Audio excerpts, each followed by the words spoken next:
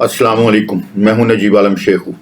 आज की ब्लॉगर बैठक में जनाब एक फतवे का जिक्र है। जनाब इंजीनियर मोहम्मद अली मिर्जा साहब ने एक फतवा दिया है कि दूसरी शादी करने वाला जना कर रहा है। लो हो गई ना कमाल की बात। जनाब उन्होंने फतवा दिया और उन्होंने कहा जी दूसरी शादी चाहे खुफिया की हो, यानी कि खुफिया शादी करने वाला जो दूसरी शादी जो खुफिया की हुई है वो जना का मुर्तकिब हो रहा है। सबसे पहले तो उनकी वीडियो सुनिए, उनकी ज़बानी सुनिए, उसके बाद बात करते हैं। ये बताएं कि आप शादीशुदा हैं? जी जी अल्हम्दुलिल्लाह। अच्छा, कितने बच्चे हैं आपके? 4 है जी, 2 बेटी हैं 2 बेटे हैं। माशाल्लाह। और बेगम एक ही है? हाँ जी, बेगम एक ही है अल्हम्दुलिल्लाह। अच्छा। जितने भी लोग दीन का काम करने वाले हैं ना वो एक बेगम के साथ ही कर सकते हैं। वैसे वैसे काफी सारे दिन का काम करने वाले जिनकी 2-2 हैं। हाँ, और मैं जाती तौर पे कुछ लोगों को जानता हूँ, मैं नाम नहीं लूंगा, जिनका पब्लिक में नहीं पता कि उनकी 2-2 3-3 है, लेकिन खुफिया शादियां हैं उनकी। अच्छा, किसी के लाहौर में शादी है, तो किसी इस्लाम की की रूह से तो जिना है जी, क्योंकि शादी जिना जी है। बिल्कुल, शादी तो एलानिया होती है। जामिया तिरमिज़ी में, सुन्नत इब्न माजा में यहाँ तक हदीस है कि हलाल और हराम निकाह में फर्क गाने का है। गाने के जरिए अनाउंसमेंट, यानी अब प्रॉपर अनाउंसमेंट हुई नहीं है तो वो छुपी दोस्ती तो इस्लाम में हराम है। आप सूरतुन निसा पढ़ लें। नहीं, अगर निकाह किया हुआ है फिर भी हराम है जी, छुपी दोस्ती है। मैं अच्छा हाँ, मैं थोड़ा उसका मैं आपको बताता हूँ उसकी लॉजिक क्या है। एक मिनट मैं सवाल अपना जरा जी, पूरा कर लूं कि मैं कई ऐसे लोगों को जानता हूं जिन्होंने प्रॉपर निकाह किया गवाहान की मौजूदगी में, लेकिन रजिस्टर्ड नहीं करवाया हुआ, डॉक्यूमेंटेशन कोई नहीं। वो कहता भाई जी देखो जिना निकाह है। हुआ। उसकी वजह ये है, उसकी वजह ये है, यही तो उनकी चोरी है, क्यों नहीं रजिस्टर करवा रहे। और इसका एंड रिजल्ट ये होगा कि आज अगर उनकी डेथ हो जाती है तो वो जो बीवी जो छुप के उन्होंने की है वो विरासत में हिस्सा लेगी?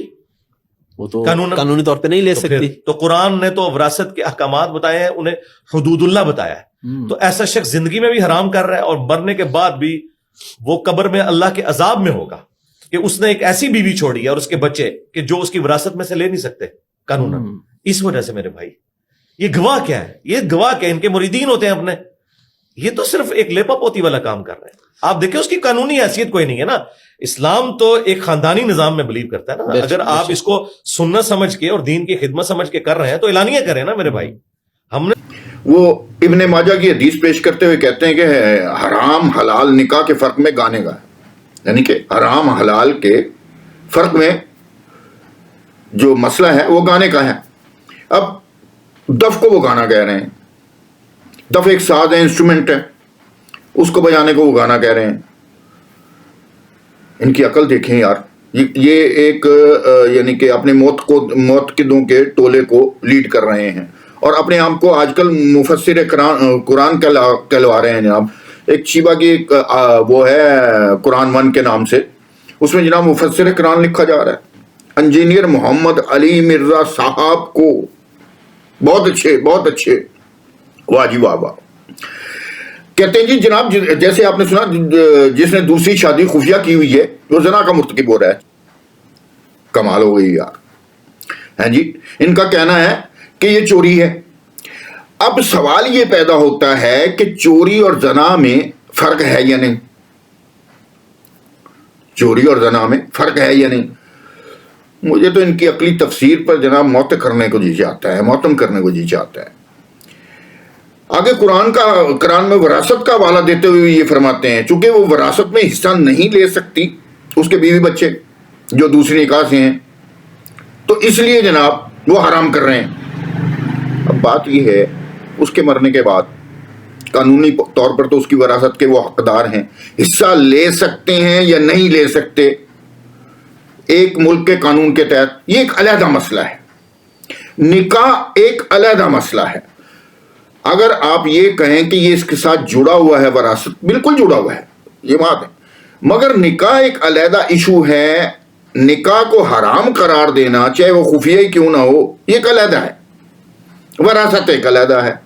अब निकाह को ही हराम करार दे रहे हैं, खुफिया को। खुफिया उस निकाह को जो रजिस्टर्ड हो चुका है, जो कि बाइलान किया गया है, गवाहों की मौजूदगी में किया गया है, उसको भी इनसे पूछा जा रहा है। ये आपने सुना होगा कि चाहे वो गवाहों की मौजूदगी में कहने लगे कि गवाह भी उनके अपने मुरीदान में से होंगे, जिसको मर्जी पकड़ के गवाह बना ले।